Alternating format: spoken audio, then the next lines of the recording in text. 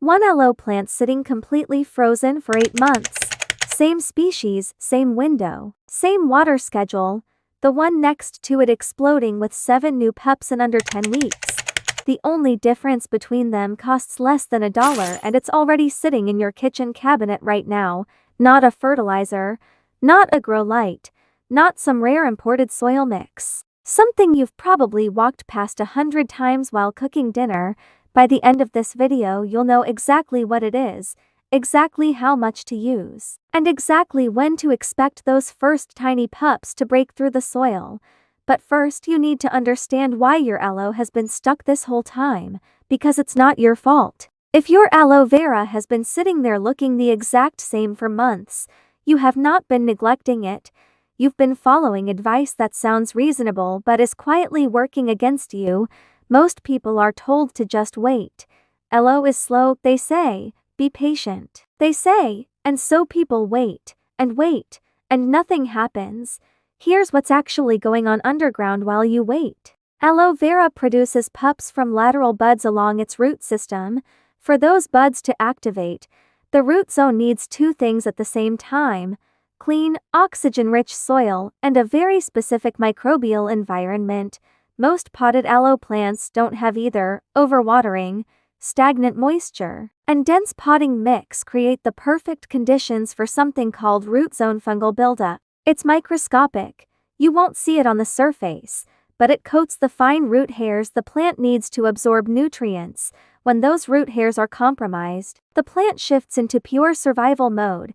It stops investing energy into pupping. It just tries to stay alive. So the plant isn't lazy, it's suffocating slowly, and nobody told you that. This is exactly why generic advice like just give it more sun or just repot it rarely works on its own. You can fix the light, you can fix the pot, but if that root zone stays compromised, the plant will still refuse to produce new growth. The real fix has to work at a microbial level, right where the problem is happening, and that's where this one ingredient comes in. Before I show you exactly what it is and how to use it, if you want practical, no fluff plant content without the filler, it might be worth subscribing, since this channel is built around exactly this kind of biology-first approach. Okay, here it is. The ingredient is cinnamon, plain, ground cinnamon from your spice rack. Nothing fancy, nothing imported, no special brand required. I know that sounds almost too simple, but this isn't some random home remedy. There's real biology behind why this works, and once you understand it, you'll never look at your spice cabinet the same way again. Reason number 1. Cinnamon is a natural antifungal. It contains a compound called cinnamaldehyde, which actively disrupts fungal cell membranes in the soil. This directly targets that root zone fungal buildup we talked about earlier. Once that fungal layer breaks down, the plant's root hairs can finally absorb water and nutrients properly again. Reason number 2. Cinnamon stimulates root cell division. Studies on plant propagation have shown that cinnamon can encourage callus formation at wound sites, which is the exact tissue needed for new root and pup development. Essentially, it nudges the plant's cells into active growth mode instead of dormant survival mode. Reason number 3. Cinnamon acts as a mild pathogen barrier at the soil surface. This matters because pups emerging from the base of the plant are extremely vulnerable to rot in their first few days.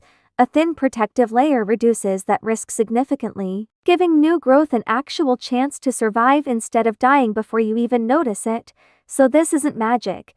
It's just biology working exactly the way it's supposed to. Now, let's get into exactly how to apply this, because the method changes depending on your plant's current condition.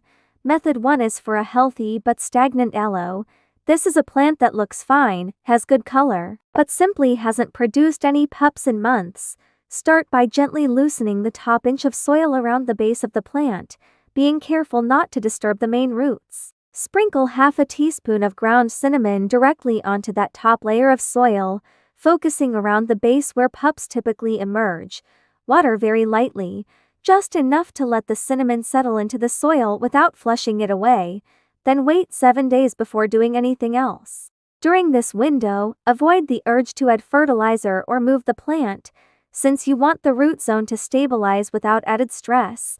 Method 2 is for a stressed or recently repotted aloe. This applies if you've just repotted, if the plant has visible root damage, or if it's shown any soft or mushy areas at the base. In this case, mix 1 teaspoon of cinnamon into a cup of lukewarm water and let it sit for 10 minutes to create a light cinnamon infusion. Using this liquid, gently water the soil around the base, allowing it to soak in slowly. Do this once. Then wait a full 14 days before repeating, since the more compromised root system needs extra time to recover before another dose. For both methods, look for 2 visual cues that tell you it's working.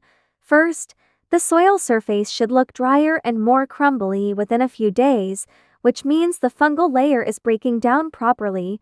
Second, watch the base of the plant closely for small firm bumps, slightly lighter in color than the surrounding tissue. These are the earliest visible signs of a new pup forming. Now, here are the 2 critical mistakes that completely ruin this process for most people. Mistake number 1 is using too much cinnamon. More is not better here.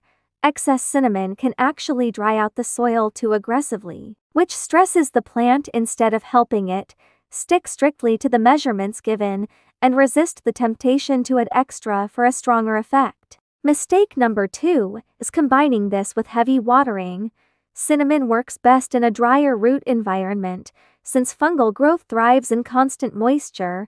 If you apply cinnamon and then continue your normal watering schedule without adjusting, you're essentially fighting against the very mechanism that makes this work. Cut back watering slightly during the first 2 weeks after application, letting the top 2 inches of soil dry out completely between waterings. Now let's talk timeline, because this matters a lot for managing your expectations. Underground changes begin almost immediately. Within 3 to 5 days, the fungal disruption at the root zone is already taking effect, even though you can't see it yet. By week 2, you should start noticing those small firm bumps at the base of the plant if conditions are right. Above ground, visible pups typically break through the soil surface somewhere between week 6 and week 10, depending on your plant's overall health and light conditions. Some healthier plants show pups as early as week 4, while more stressed plants may take the full 10 weeks to show results. Either way, patience during this window is completely different from the aimless waiting most people do, because now you actually know what's happening beneath the surface. If you try this, I want to know exactly where your aloe currently stands. Comment below and tell me if your plant has been completely stagnant, if it's recently repotted, or if you're already seeing early signs of pups forming. Your specific situation might help someone else scrolling through these comments with the exact same problem.